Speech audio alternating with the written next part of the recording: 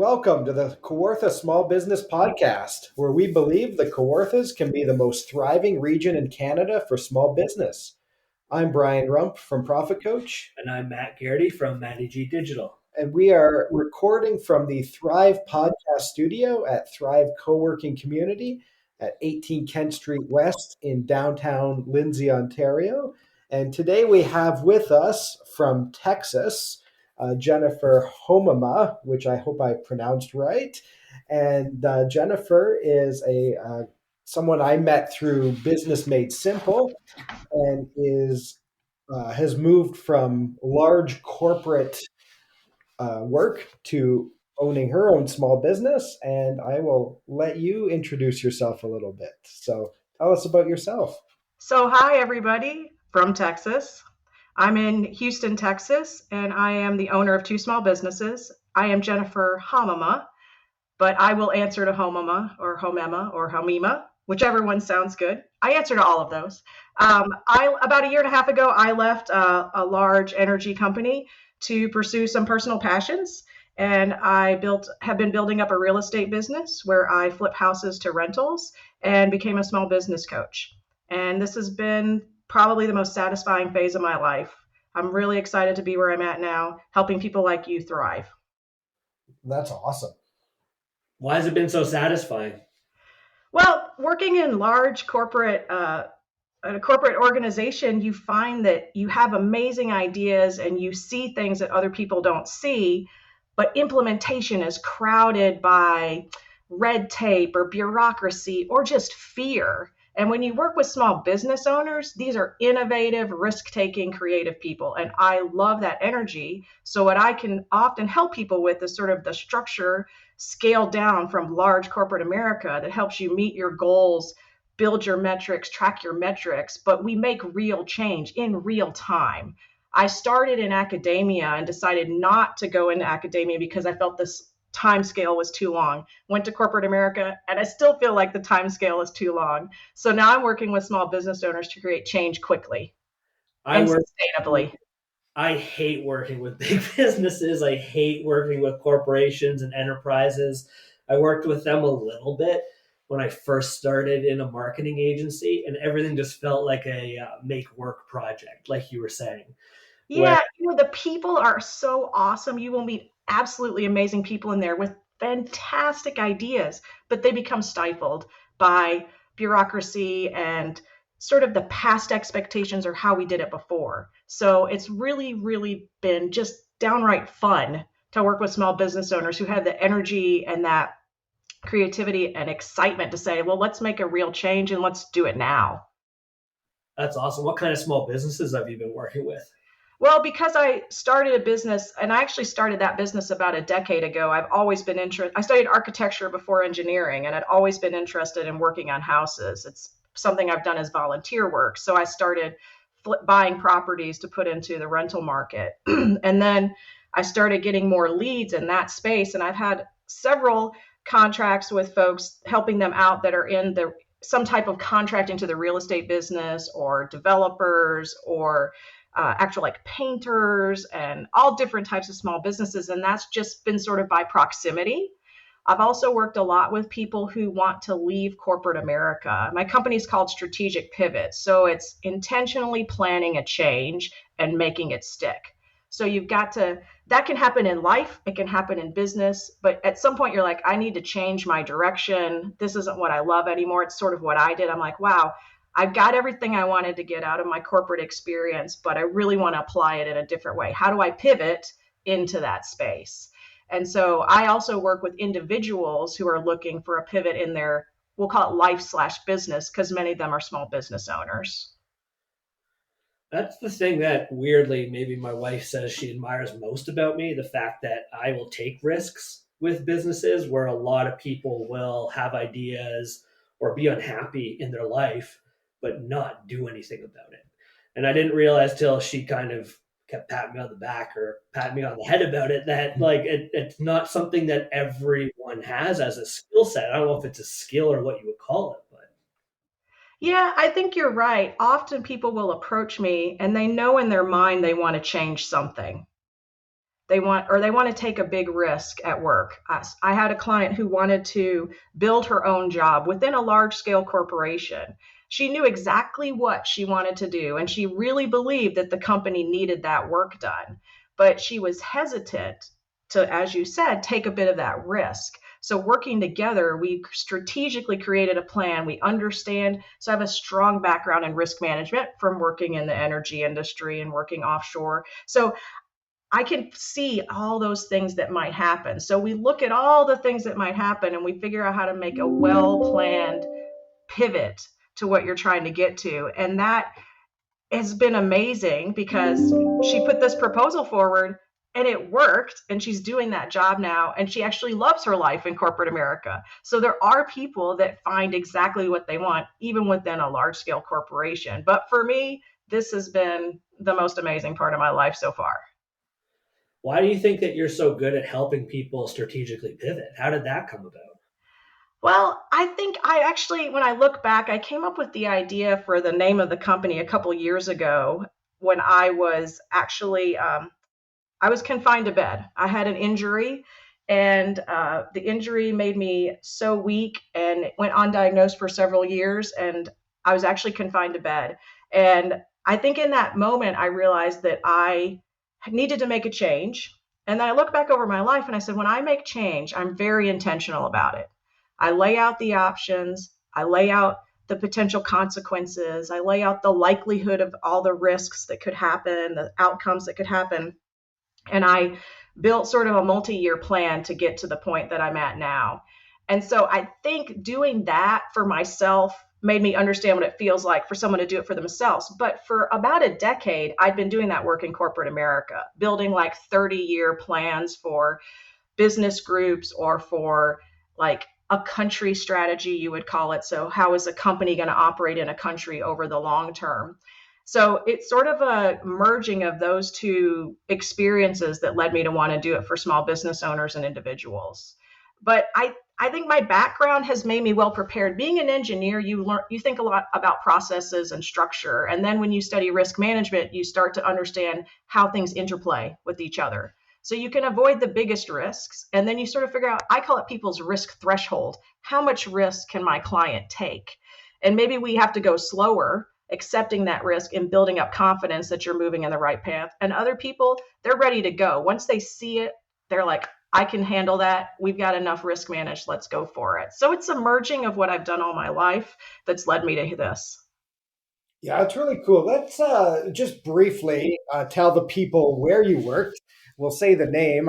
You're, I think, shy about it, but it was ExxonMobil. Correct. Yes. The 30-year strategic plans you talk about is literally the oil and gas production in Nigeria, Yep. which, My most recent assignment. Yes. is one of those things when we look at it, like that's a major job. That's a lot of risk.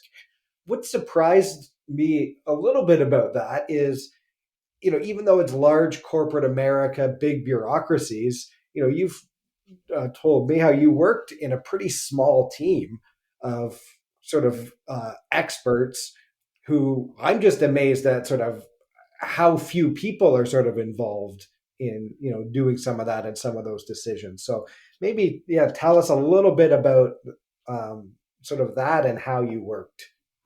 So in a large corporation, when you build a strategic plan, we'd start with figuring out, again, it's about risk. Where are the largest risks to our profitability? And then we also looked, because I was in oil and gas, where are the largest risks to the environment, our long-term integrity? Once you've identified where the biggest risks to maintaining your profitability are, you come back down and work through, how do I manage those risks in the long term? You start to link them. Some of them you can easily see the linkage, some require different expertises. At a large corporation, you can pull people in from all over the world who are experts in flow line corrosion and the longevity of a flow line. You could bring an expert in on how often are you going to need to come back and work on your wells to maintain the current productivity. These are all techie words. Sorry, this is my old space, but I'll try to keep it as obvious as I can. And you bring those experts in and you just have to make a forecast. And this is where it's very interesting to work with an expert in corporations. They're very afraid to forecast something that long because as you look further out in the future, you see more uncertainty. But I'm someone who's not really afraid of uncertainty. I think once you accept uncertainty, you try to look at how much uncertainty you're saddled with, you can still make good choices.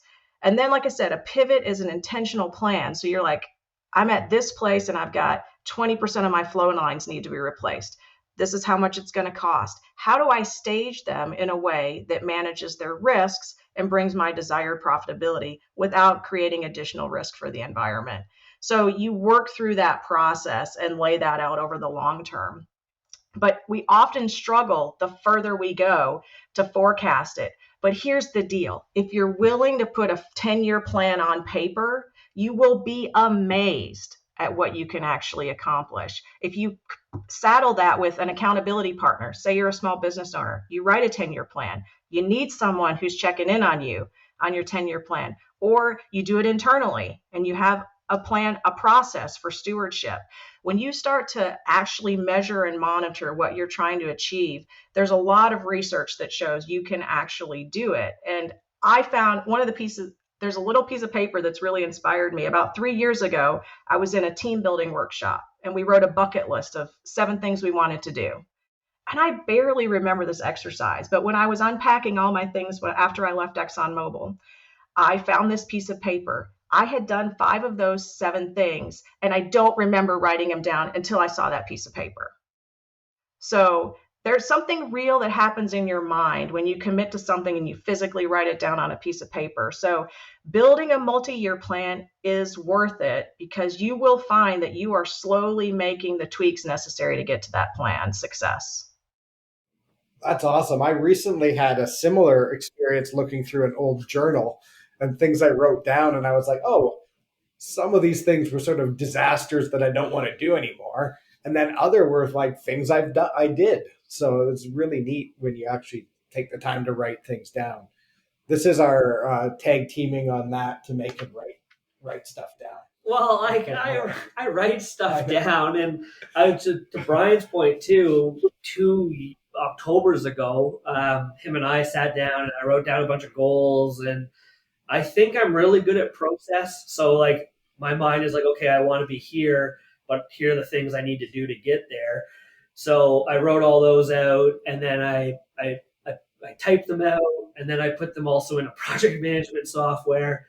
And then last year was a real challenge. And at the end of last year, like a month ago, 2 months ago, I was like, I didn't accomplish anything. And this year was terrible. And I looked though back at all the things I wrote down. I accomplished almost 3/4 of them. Like I got it. Well I didn't think that I did. In my head, I'm like, man, this has been a nightmare year. But in actuality, like I did a lot, and I did a lot of stuff. Brian tells me this, so I'm not just trying to pat myself on the back, but maybe I should let him say it. But he's like, he'll often say, I did more last year than a lot of business owners will do in an entire year of things that I've done and kind of accomplished and launched last year. So,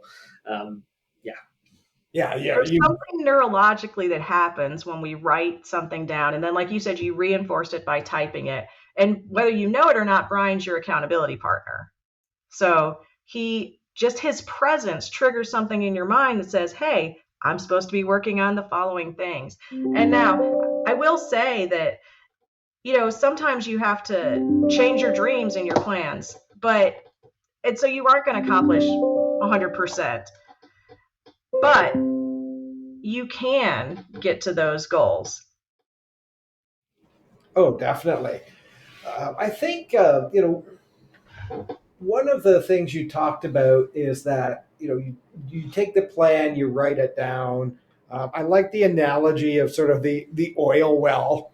And I'm going to, in a few moments, ask you sort of how people are like oil wells as well.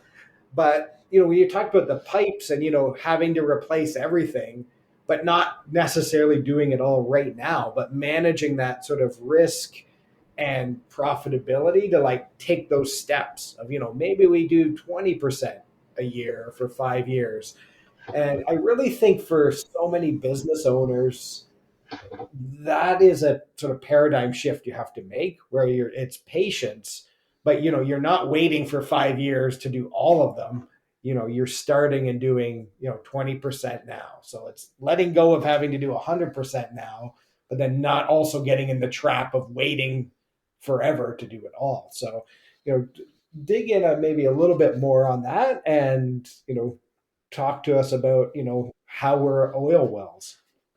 Yeah. So in my technical expertise before I moved into business planning and stewardship for Exxon, a lot of what I worked on was oil wells. And so you plan for an oil well, you drill an oil well, you operate an oil well, and at the end of its life, you abandon an oil well.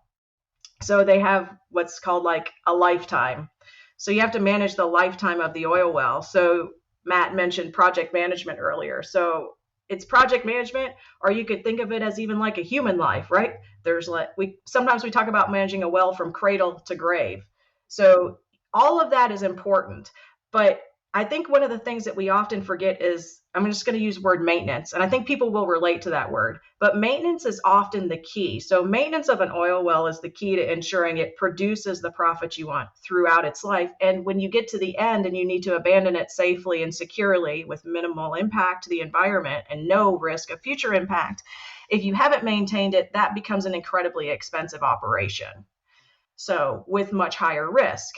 So what we have to train ourselves to do is recognize that putting daily activity or monthly activity, whatever the correct frequency of maintenance is, that's the necessity to keep everything working smoothly. It's a principle of engineering any system. So I just find it applies to your business too. So whatever you need to invest in your business, don't do it all in one lump. I recommend planning when those investments are going to come and putting the maintenance into your business you need, whether that's updating your website once a year, whether it's doing some type of annual promotion that draws in new clients. Well, it might be maintaining your equipment. Maybe you have equipment.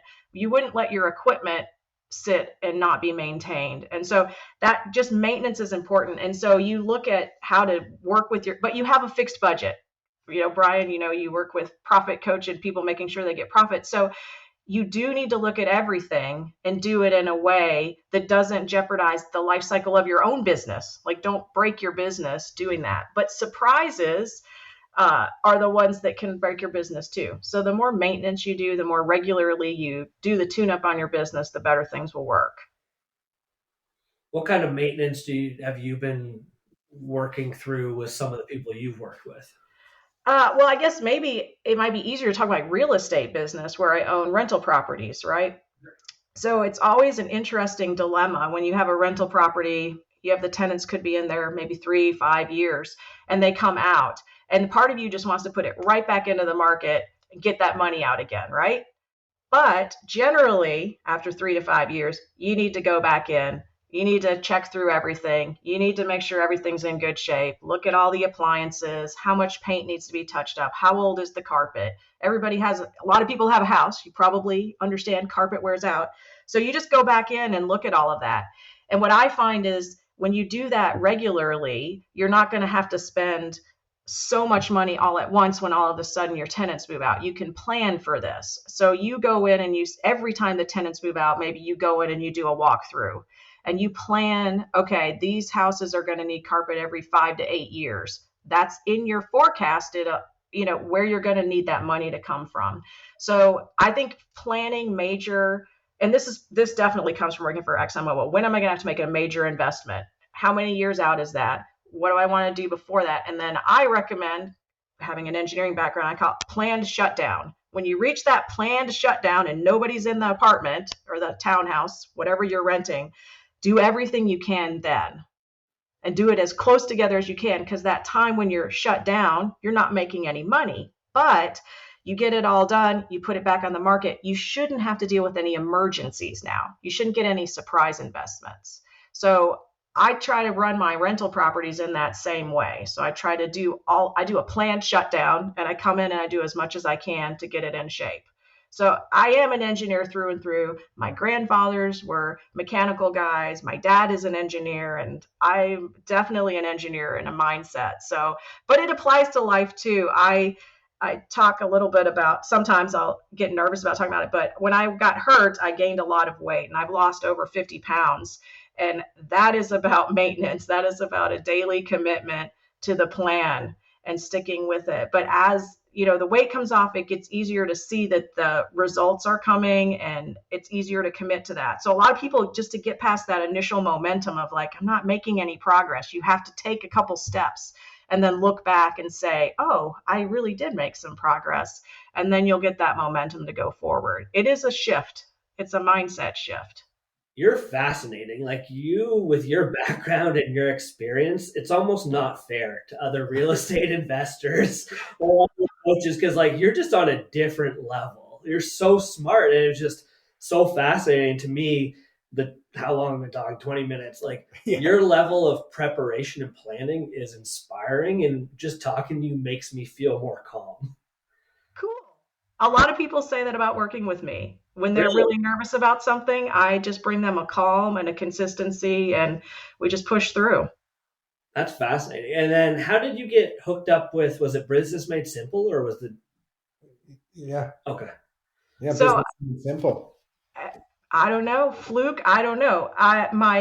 My lawyer, who does the contracts for my real estate company, it was certified as a Business Made Simple coach. She found that certification really benefited her, even though she's an attorney, she found it really benefited her employees, many of which were small business owners, to have a little bit of a background in business. And so she's like, you are exactly what they're looking for, and you will love the products they have to offer. And so I went and read Donald Miller's book, Blue Like Jazz, and read another couple of books by him just to see if I was sort of in the same mindset as him. Found out he's actually grew up in Houston. So I was like, hey, he's like a native. He's like my neighbor, at one point. And so I went ahead and took a chance. But I will say, call it a chance, but I did my research, right? Because that's sort of who I am. I said, is he aligned with what I want to do? I talked to several people who had become coaches through the program, and I just slowly pivoted to the point where I was ready. And it took me about 3 months to sign up because I was still recovering from this injury, and I wanted to be really fully present and fully ready physically to do it. So that's how I coach people. You want to be ready to make the change, and however long it takes to prepare is okay. Everybody's different, and everybody's situation different, and change is different, but we could personalize it and help you make the change, and it'll feel good when it happens. Yeah, I think it's like a perfect fit for you with the Donald Miller and the Business Made Simple stuff. And I'm not like even a midline user like Brian or you guys, and you guys are like super users and understanding of it. But my experience with Donald Miller and Business Made Simple is like, they're not fascinated, but they're big on frameworks, which I think would be perfect for you. And they're also like hyper focused on intentionality. Is that a word? Yeah. I love that word. Yes, I talk a lot about intentionally living life, or having intentionality. Yeah, I think one of there's a few things I want to talk about. The first one is just the idea of patience. So that intentionality, it took you a while to be fully ready to go. And for some people, I think, need to be comfortable with that. So sometimes it takes us a while to build our business, to launch something, to hit go on our marketing. And I think some people beat themselves up over thinking they should go faster or harder. But, sometimes we need to, get ready for that pivot. And then, when it's time to go and we know what we're doing, we invest in marketing or whatever, and we go a bit hard. But, tell me about, sort of patience and, how that should pay off for people. So that's a great way to ask it. And I'm trying to think about the best story to share. But I guess I coach a photographer who runs a photography studio. And she's been slowly pivoting over the years from leaving her job to being in full-time in this business of photography. And it's been very interesting because, as you said, there's a mindset you have to reach to take the next step. So I'd been coaching her for a while when I said, I don't think you've raised your prices since before the pandemic. Have you done market research to understand if you're where everyone else is? I'm like, because everything I buy has gone up in price. Like, I go to work on a house that I'm going to flip to a rental, and I find out first one I put in, just a simple one. I put in, okay, the house is going to need all new ceiling fans and light fixtures. And I put my estimate in. I went out, to start buying them. Everything was about 30 to 40% higher than what my estimate was, which was beyond my contingency. Because, yes, as the geeky engineer that I am, my plan had a contingency, but that was more than the contingency for those items. And I said, wow, I sort of missed that everything's been going up in price, but it really convicted me. I should ask her, when's the last time she raised her prices? And it took I would have to say months for her to mentally prepare for that. And after you do it, there can be these moments of doubt too. Oh, are people not coming because we just talked yesterday and she's like, I have people they're asking about my prices. I'm like, well, do they know what your prices were before? She's like, no, but they're asking if this is really the price and if there's a discount. And I said, well, there's a seasonality to business. It's January. What happens in January is everybody overspent on the holidays. So everybody's thinking about money in January. We're also, in the US at least, I don't know if it's true in Canada, but we see like our tax bill on the horizon. Maybe we're paying our property taxes. We see our income tax. I said, the first quarter of the year, people are real nervous about money, but especially January, because you just got your credit card bill and you realize you probably did more than you should have. It wasn't very strategic. Your December was more about fun and less about strategy, which is okay. I think there should be time in our lives for that too. But I said, I think that's the only reason they're asking. It was for a wedding. I said, it's not like you did a previous wedding for this person, right? So it's not like they paid a certain number last time and now they're remarrying. And she's like, no, brand new client. I said, I think just let it be and trust yourself. Have a little patience. I said, in 4 weeks from now, if everyone you've talked to has said no and your conversion from consultation to commitment has gone down, then we need to look at whether your prices are too high. But you did your market research and you need to trust that market research, that you're in the right place within your industry for your pricing. I said, I think it's just a January effect.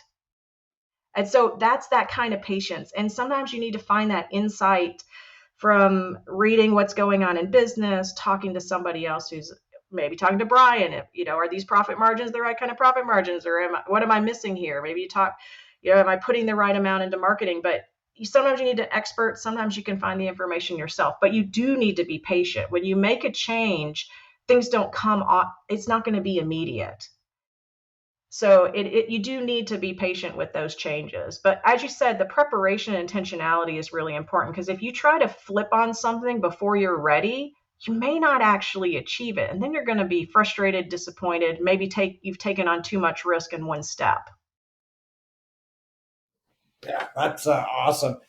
The other thing we're going to strategically pivot back is we always turn these podcasts into a marketing podcast. And I want to talk again about maintenance, because I think, and removing surprises. I love that language of, avoiding surprises, because I think oftentimes people come and they want the golden ticket or they want the thing that works.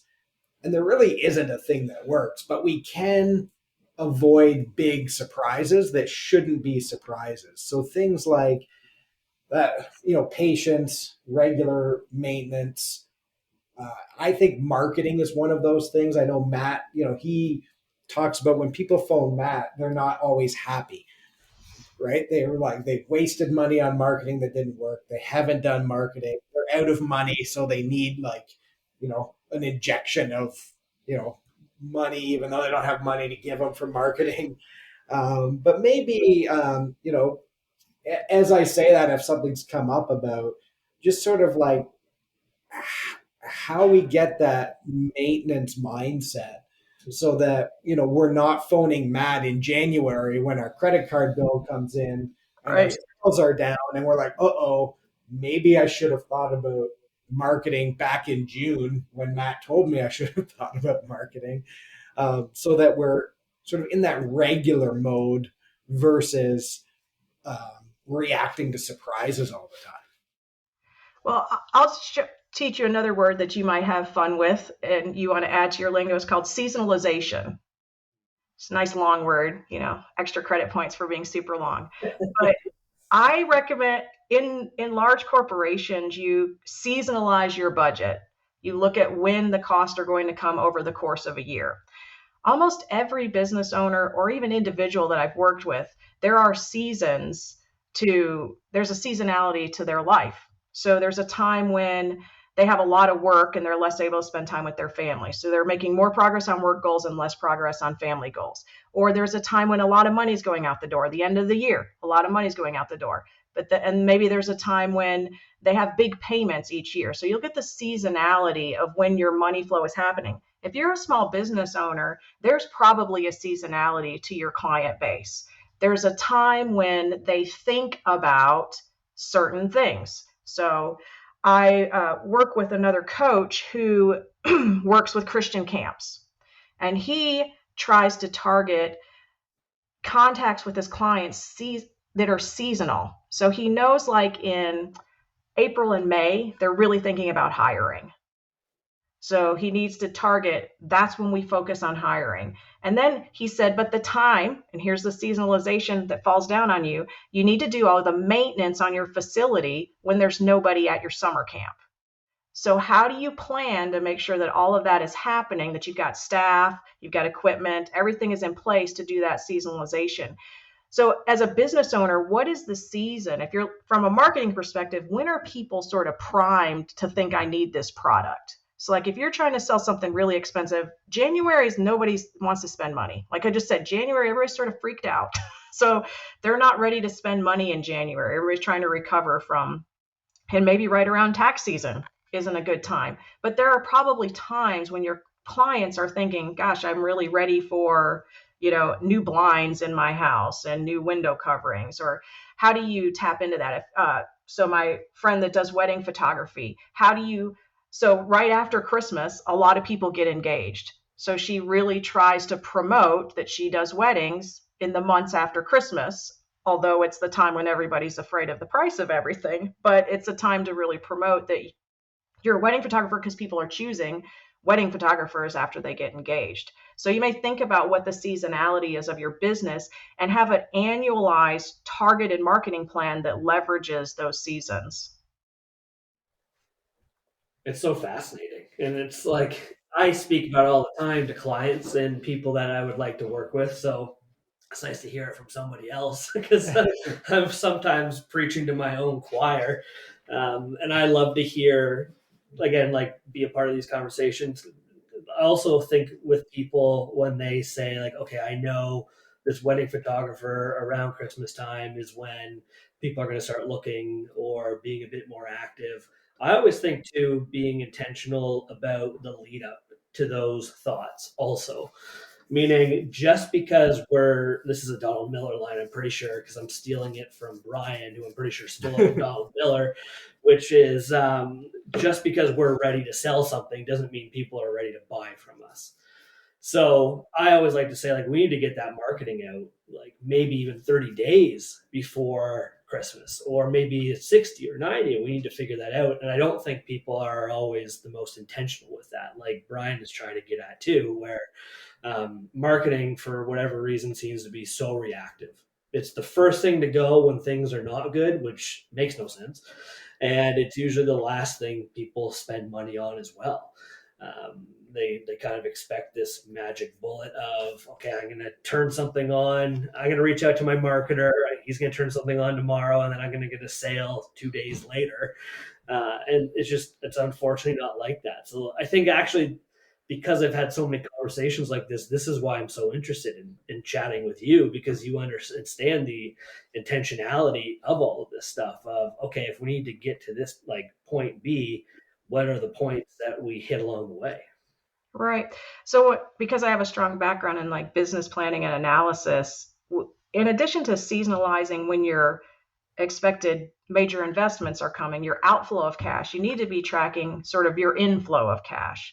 And if you do project-based work, you should sort of know when you're going to run out of projects. I was working with a painting company, and they were saying they didn't have a lot of projects in the pipeline. But as you said, they probably need to be thinking about that 30 to 60 days before they're going to run out of projects. Because if you wait till you run out of projects and like, okay, now I'm going to go over and try to promote and grab a few more projects, you won't get those projects going for another, I don't know, 2 to 4 weeks, maybe you can get them up and running in a week, but you end up, as you said, sort of reactionary. Have a project, go find a customer, have a project, go find a customer. We want to have a pipeline of clients coming in, a pipeline of projects. And again, you're trying to reach a sort of a more even, steady state rather than a transient situation where you've got a lot of work and then you've got no work and a lot of work and no work. So how do you create marketing to support it? How do you create regular engagement with customers so that you can get maybe repeat clients for certain types of things? What's the frequency that they're going to need your product again, so that you've caught them some amount in advance, so they're thinking about your product over someone else's? And you've just got to keep feeding that pipeline. But if you're not looking out into the future and you don't see when the jobs run out, then you're going to hit that point again where you're like, oh, now I don't have any cash flow for 3 weeks. I'm going to go run and do some marketing and customer engagement. So I think of that sort of as maintenance. And I guess most people probably don't think of marketing as maintenance, but that is actually how you maintain your customers, how you maintain that flow of cash. I hate that when someone reaches out and they're already to the point where they're like, I don't have anything on the horizon, or I have no job starting next week and I need you to come in and be the superhero. And I'm like, it's going to be weeks before I put anything out there, let alone get you a sale. Like, it's just fascinating when we're on the other end and like we understand the intentionality of it and how crazy it is. Yeah, I was talking about well work earlier. So coming in and doing maintenance on wells. What's interesting about that, because I've worked in multiple countries overseas, is that as an oil company, you have partners that are other oil companies and you have partners that are government entities. And you need to know ahead of time all the requirements to go forward with the project. Whose approval do you need? Do they need to approve the contractors? Do they need to approve the budget? Do they need to approve both? And how long is it going to take to get their approval? So the most common place that I would find mentoring young engineers working overseas was that they thought everything could happen so quick.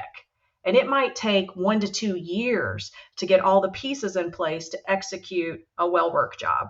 So if you have to start planning for that up front, you need to recognize all the things. And with experience, we as business owners should start to see what those patterns are. We need to accept that is the pattern, that it takes 2 to 4 weeks to get another painting job going, or it takes, 3 months to get a permit to work up to renovate a home. Like, I need to put that in my time budget and my expected cash flow on a project. How long is it going to take me to get the permits to go work on a house? So it's about planning. I love planning. I help people that don't love to plan. I help them plan. It doesn't have to be as big as what I did for ExxonMobil. It's scaled to what you actually do, but you have to plan if you want that constant cash flow. Feel like you have a stable business that supports your family so you can have that peace of mind. You have to start planning. That's amazing. Yeah, that's awesome.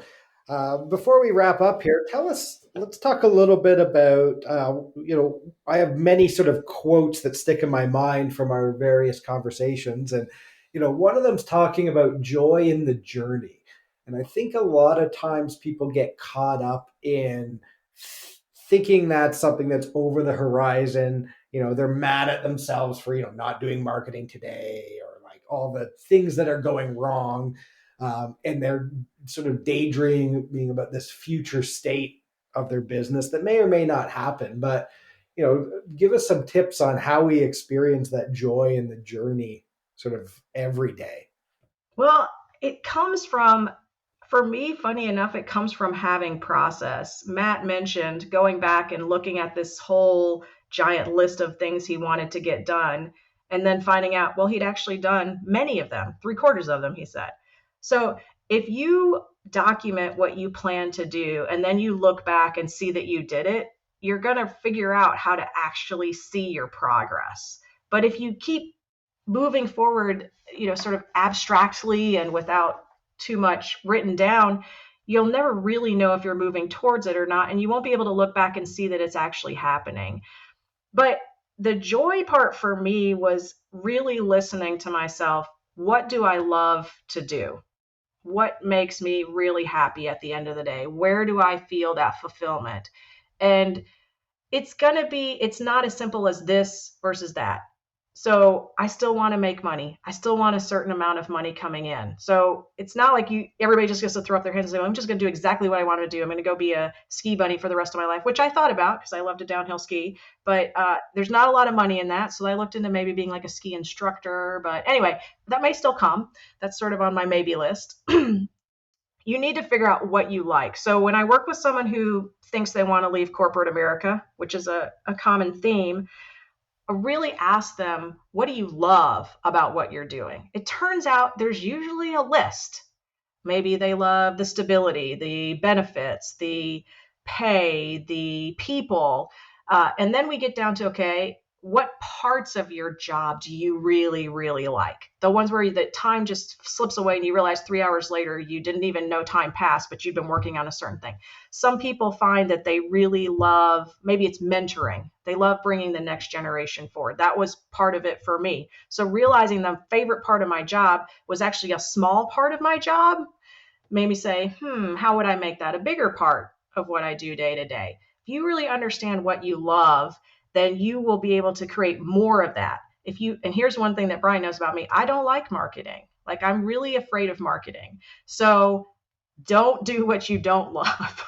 Hire someone, the right someone, to do what you don't love, because probably they're way better at it. They have tons of experience and they're going to help market you in the way that you feel comfortable, that brings the results you want. But think about what you can delegate. I'm a huge believer in delegation. If there's things that drain your energy, they just empty your tank doing them. Is there any way you can delegate that to someone else? I had a client who, like, the laundry and the house cleaning, every time we talked, it just drug her down. And I said, what do you think it would cost to pay someone to do that for you?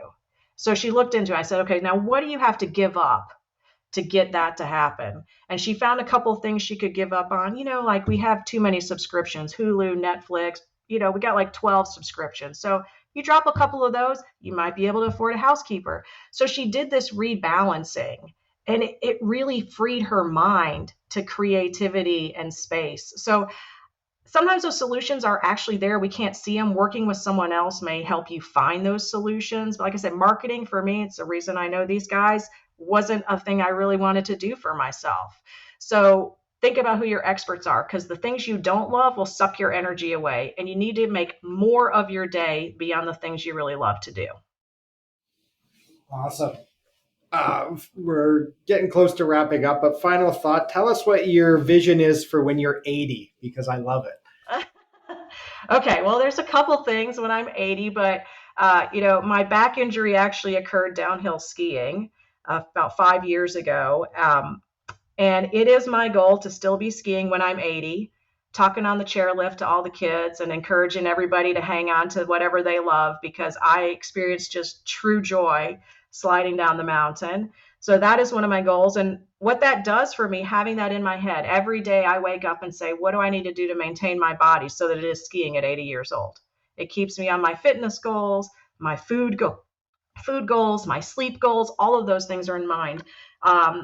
I also often think when I'm 80 that I'll still be married to the love of my life, that I married when I was 21. So we'll be getting close to 60 years when I'm 80. And we have some cool plans of things we have visited. We set a goal to visit as many countries as we were old. So when I was 40, I had hit 40 countries. And I'm telling you, they're getting harder because I'm up in the mid 40s now, and it's getting harder to pick countries, but we want to continue that. So by the time I'm 80, I'll have visited 80 countries and experienced 80 different cultures.